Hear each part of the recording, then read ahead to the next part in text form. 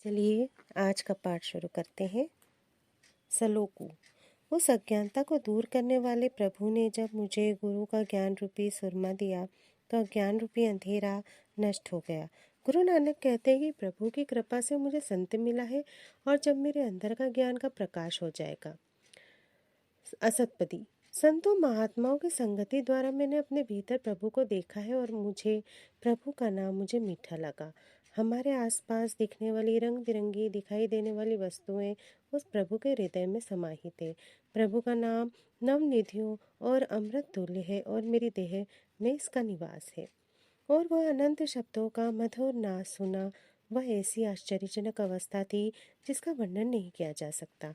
यह आश्चर्यजनक अवस्था वही देख सकता है जिसको वह प्रभु स्वयं दिखाता है और इसे समझने की क्षमता भी स्वयं देता है। वह परम पुरुष अनंत परमात्मा अंदर भी है और बाहर भी है। वह प्रभु घट घट में व्यापक है। प्रभु धरती आकाश पाताल और सब लोकों में वही परिपूर्ण परमात्मा पालन करने वाला है। वन में तृण में और पर्वत में पारब्रह्म परमेश्वर रमा हुआ है। जैसे उस प्रभु की आज्ञा होती है प्राणी वही कर्म करता है। पवन पानी अग्नि चारों कोने और दसों दिशाओं में वही प्रभु समाये हुए हैं। गुरु नानक कहते हैं कि यह दृश्य सिर्फ उसने देखा है जिसे प्रभु स्वयं दिखाते हैं और उस प्रभु के प्रसाद से ही यह सुख प्राप्त हो सकता है। वह प्रभु वेदों में पुराणों में और स्मृतियों में भी देखे जा सकते हैं और चंद्रमा सूर्य और तारों में भी एक वही है। इस संसार की संपूर्ण रचना में हर प्राणी उस प्रभु की ही वाणी बोलता है। वह प्रभु स्वयं अडोल है और कभी अडोल नहीं होता। वह प्रभु संपूर्ण शक्ति से अपने खेल रचता रहता है और वह किसी भी मूल्य पर प्राप्त नहीं होता। वह अनमोल गुणों से भरपूर है, किसी भी मूल्य से प्राप्त नहीं होता। उस प्रभु की ज्योति सब ज्योतियों में समाई हुई है और संसार को अपने ताने बाने से सहारा दे रही है।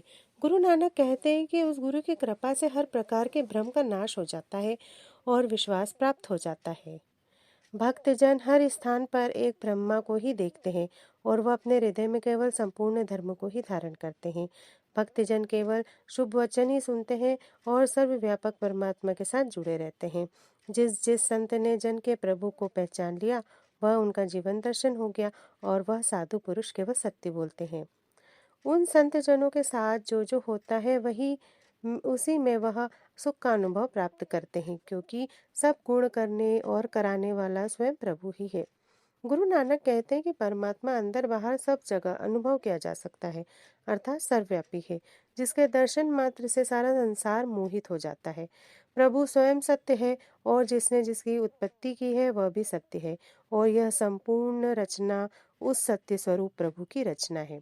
अगर उस प्रभु की रजा हो तो इस सृष्टि का विस्तार कर दे, अगर रजा हो तो लय कर दे और एक स्वयं ही रह जाए।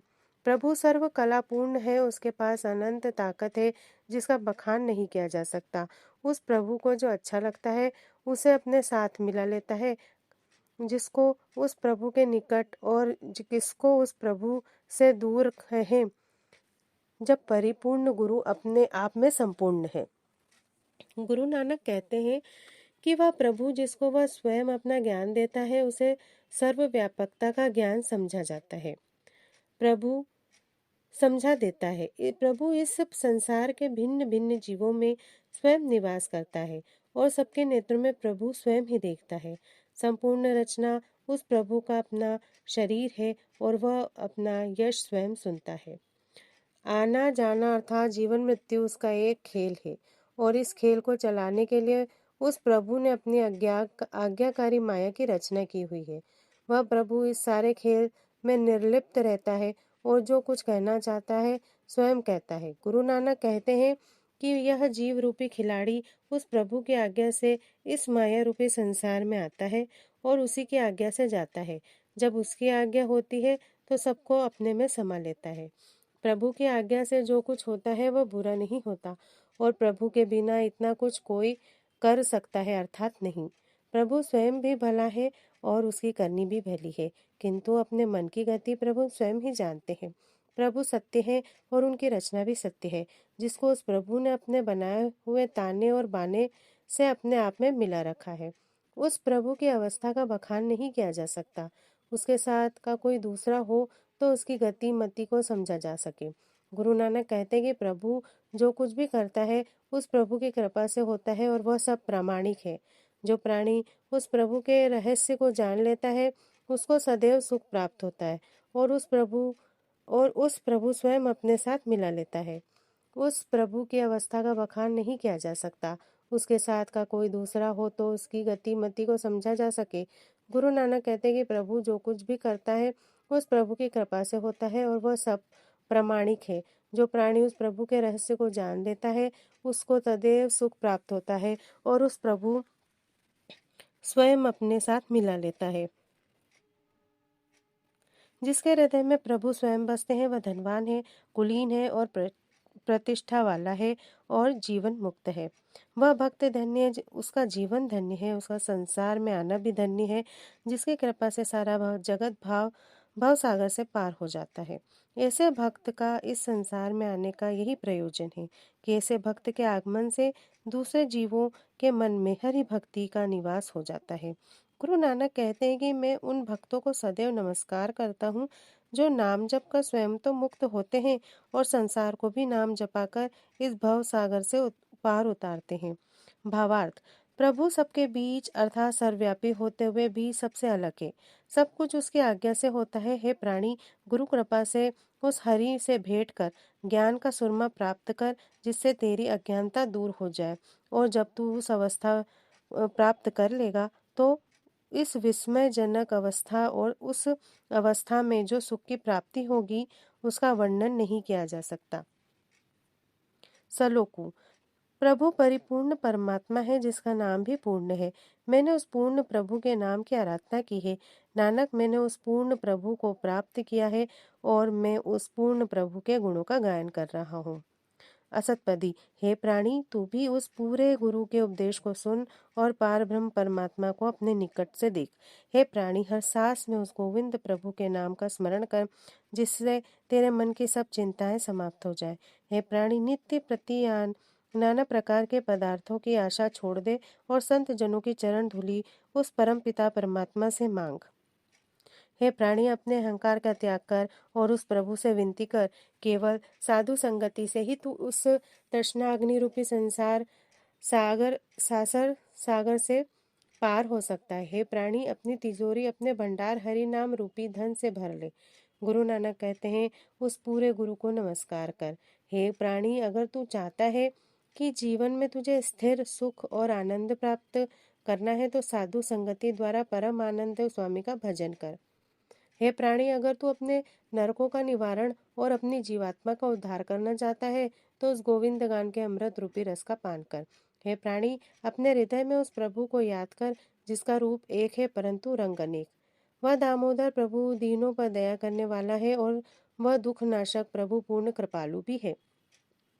गुरु नानक जी कहते हैं कि उस प्रभु का बारंबार स्मरण करके नाम जप या हरि नाम ही तुम्हारी जीवात्मा का आधार है। हे प्राणी, उत्तम श्लोक साधु के वचन है और जिज्ञासु के लिए अमूल्य लाल और रत्न समान है। इन साधु वचनों के सुनने और संचय करने से उद्धार होता है। ऐसी कमाई करने वाले व्यक्ति तो इस भव सागर से पार हो जाते हैं और साथ ही अन्य लोगों को का भी उद्धार हो जाता है। उस प्राणी का जीवन सफल है और सफल है उसका संग जिसका मन हर समय हरि के प्रेम रंग में रंगा रहता है। अनहद शब्द उसकी जय जयकार करते हैं जिसको सुनकर वह आनंदित होता है और प्रभु प्रभु पुकारने लगता है।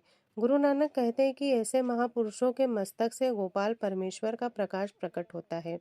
ऐसे ही महापुरुषों की संगति से प्राणी मात्र का उद्धार हो सकता है।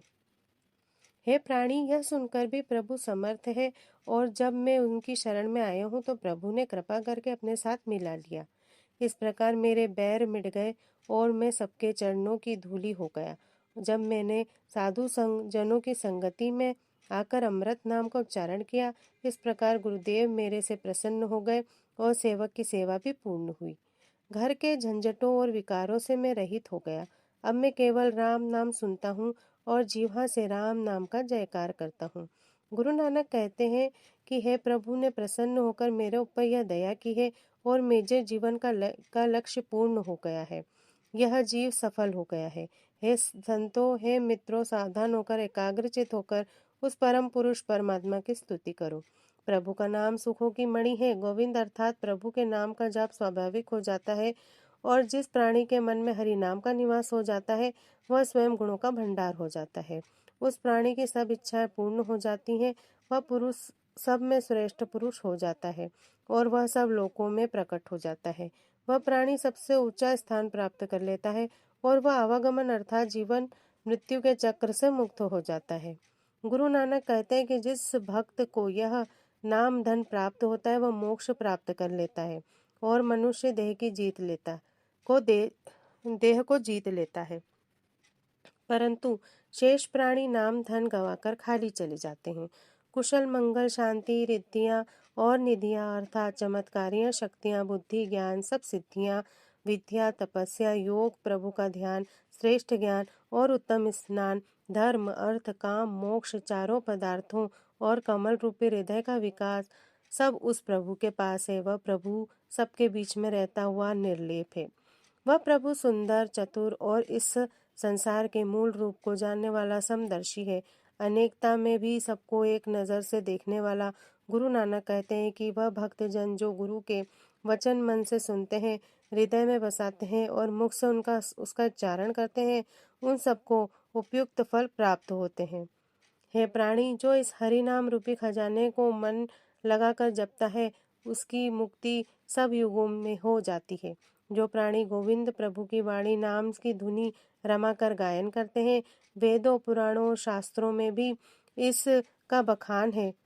सब मतों का सिद्धांत केवल हरि नाम ही है जो उस परमात्मा के भक्त के हृदय में बसा हुआ है। हे प्राणी, साधु की संगति से करोड़ों पाप मिट जाते हैं और ऐसे साधु संतों की कृपा से जीव यम से भी छुटकारा प्राप्त कर सकता है। किंतु जिसके ऊपर परमात्मा स्वयं कृपा करते हैं और हरिनाम का जाप कराते हैं, गुरु नानक कहते हैं, वह प्राणी स्वयं साधु की शरण में आ जाते हैं। जो प्राणी एकाग्रचित होकर प्रेम से हरिनाम श्रवण करता है, जिसके हृदय में प्रभु का नाम वास करता है, उसके हृदय में प्रभु स्वयं निवास करते हैं। प्राणी को जन्म मरण के दुख में प्रभु स्वयं मुक्ति प्रदान करा देता है और उस दुर्लभ मानुष देह का तुरंत उद्धार कर देता है। प्राणी के हृदय में केवल प्रभु के एक नाम समझ जाने से ही उसकी शोभा निर्मल हो जाती है और वाणी भी अमृतमयी बन जाती है। उसके अर्थात प्राणी के दुख रोग भय और भ्रम सब नष्ट हो जाते हैं। उसका नाम साधु पड़ जाता है और उसके कर्म निर्मल हो जाते हैं। गुरु नानक कहते हैं कि ऐसे साधु की शोभा सबसे हो जाती है, इसलिए उपयुक्त गुणों के कारण भी ही वह वाणी सुखों के मणि है और इसका नाम सुखमणि रखा गया है। भावार्थ, परिपूर्ण प्रभु की आराधना, इसकी भक्ति, उसके उपदेश का स्मरण, हृदय से उसका भजन ही उस पूर्ण प्रभु को प्राप्त करने का मार्ग है। हे प्राणी, सच्चे मन से परिपूर्ण प्रभु की आराधना कर तो स्वयं प्रभु अपनी दया दृष्टि से अपने साथ मिला लेता है और भक्त की सेवा पूर्ण होती है और वह इस भव सागर से पार होता है।